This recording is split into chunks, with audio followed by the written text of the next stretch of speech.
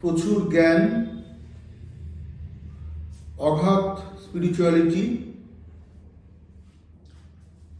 প্রবল আধ্যাত্মিকতার শেষ কথা এবং সর্বপ্রথম এবং সর্বশেষ কর্মফলদাতা শনি গত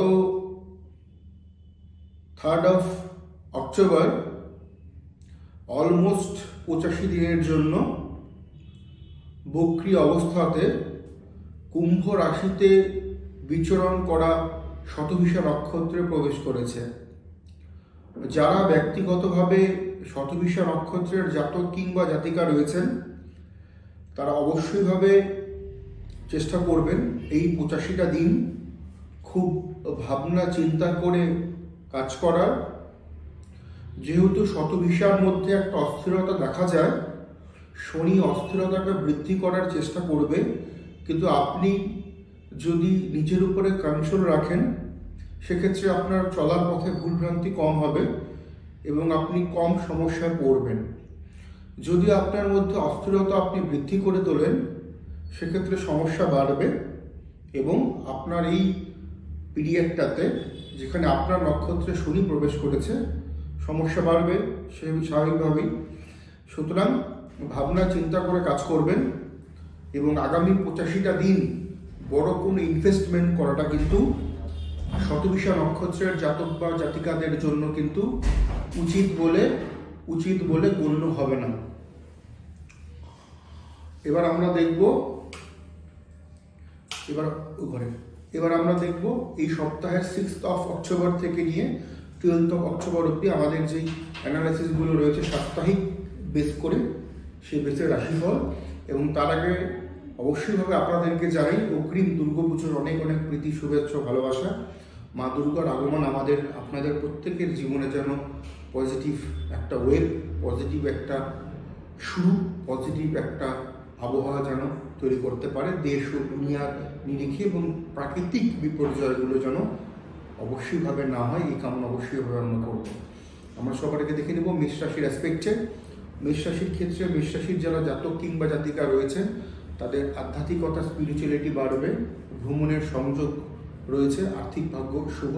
তবে সপ্তাহের মধ্যভাগের পর থেকে কিন্তু কর্মক্ষেত্রে কিন্তু একটা চাপ লক্ষ্য করা যাচ্ছে। এবার দেখবো আমরা বৃষ রাশি।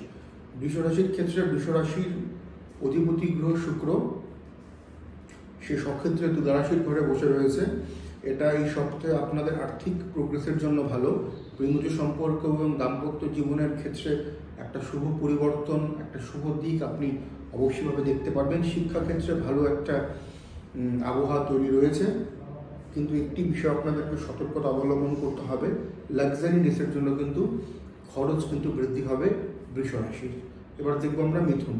মিথুনের প্রতিযোগিতামূলক পরীক্ষা থেকে থাকলে শুভ, কর্ম পরিবর্তনের জন্য খুব একটা ভালো সপ্তাহ নয়। পার্টনারশিপে যারা বিজনেস করছেন তাদের জন্য কিন্তু এই সপ্তাহটা তুলনামূলকভাবে বেটার যেতে চলছে মিথুন রাশির অ্যাসপেক্টে। গৃহকলহ কন্ট্রোলে থাকবে মিথুন রাশির। এবার আমরা দেখব কর্কট রাশি।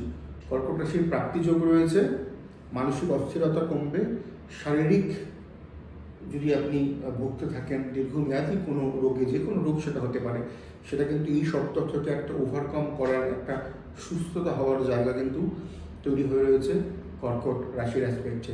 তবে কর্কট রাশির ক্ষেত্রে কিন্তু কর্ম এবং অর্থনৈতিক জায়গাটা কিন্তু খুব একটা পজিটিভ আমি দেখতে পাচ্ছি না, অ্যাভারেজ মোটামুটি যেতে চলছে কর্কটের। এবার আমরা দেখবো সিংহ রাশি। সিংহ রাশির ক্ষেত্রে সিংহ রাশির যারা জাতক জাতিকা রয়েছেন তাদের ক্ষেত্রে কিন্তু প্রতিযোগিতামূলক পরীক্ষা শুভ নয়।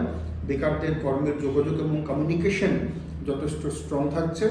আপনাদের জন্য অবশ্যইভাবে কিন্তু এই সপ্তাহে কিন্তু প্রাপ্তিযোগ এবং ভালো কিছু কেনা বা বেচার জন্য আদর্শ একটা সপ্তাহ উল্লেখযোগ্যভাবে বলা যেতেই পারে সিংহ রাশির ক্ষেত্রে। এবার আমরা দেখে নেব কন্যা রাশি। কন্যা রাশির পারিবারিক কলহ বাড়বে, পারিবারিক ক্ষেত্রে ভুল বোঝাবুঝি বাড়বে, দাম্পত্য অ্যাভারেজ থাকলেও পাউসের শরীর স্বাস্থ্যের সমস্যা এবং প্রেমজ সম্পর্কে কিন্তু সমস্যা লক্ষ্য করা যাচ্ছে। সাবধানতা অবলম্বন করে আপনি গাড়ি ঘোড়া চালাবেন, চলাফেরা করবেন কন্যা রাশির অ্যাসপেক্টে। এবারে আমরা দেখব তুলা রাশি। তুলা রাশির প্রাপ্তিযোগ রয়েছে, আকস্মিক প্রাপ্তিযোগ রয়েছে, আটকে থাকা কাজ উদ্ধার হবে, আর্থিক ফ্লো কিন্তু বৃদ্ধি হতে লক্ষ্য করবেন তুলার যারা জাতক কিংবা জাতিকা রয়েছে। এবার আমরা দেখবো বৃশ্চিক রাশি। বৃশ্চিক রাশির ক্ষেত্রে সপ্তাহটা শুভ নয়, মানসিক চাপ থাকবে, অ্যাংজাইটি বৃদ্ধি হবে, কোনো কিছুই মনের মতন করে হতে চাইবে না, অর্থ খরচ বাড়বে। যারা চাকরি করছেন সরকারি বা বেসরকারি সেই কর্মক্ষেত্রে কিন্তু একটা জরাজীর্ণতা, অফিসে একটা সমস্যা, কালিকদের সাথে অহেতুক ভুল বোঝাবুঝি, কাজের প্রেশার, এগুলো কিন্তু বৃশ্চিকের বাড়বে। বৃশ্চিকের রোজগার বাড়লেও খরচও বৃদ্ধি কিন্তু যাবে। কোনো ঋণ নেওয়া বা দেওয়া এই সপ্তাহে কিন্তু উচিত নয়। বৃশ্চিক রাশির অ্যাসপেক্টে হাঁটুতে কোমরে কিন্তু চোটাঘাত বা ব্যথা বেদনা হতে পারে বৃশ্চিক রাশির অ্যাসপেক্টে। এবার আমরা দেখব ধনুরাশি। ধনুরাশির ক্ষেত্রে এই সপ্তাহটা আংশিকভাবে শুভ, আর্থিক দিক থেকে উন্নতি করতে পারলেও পারিবারিক এবং পারিপার্শ্বিক দিকটা নেগেটিভ থাকছে। দাম্পত্য জীবন এবং পারিবারিক ক্ষেত্রে সময় ব্যয় করুন।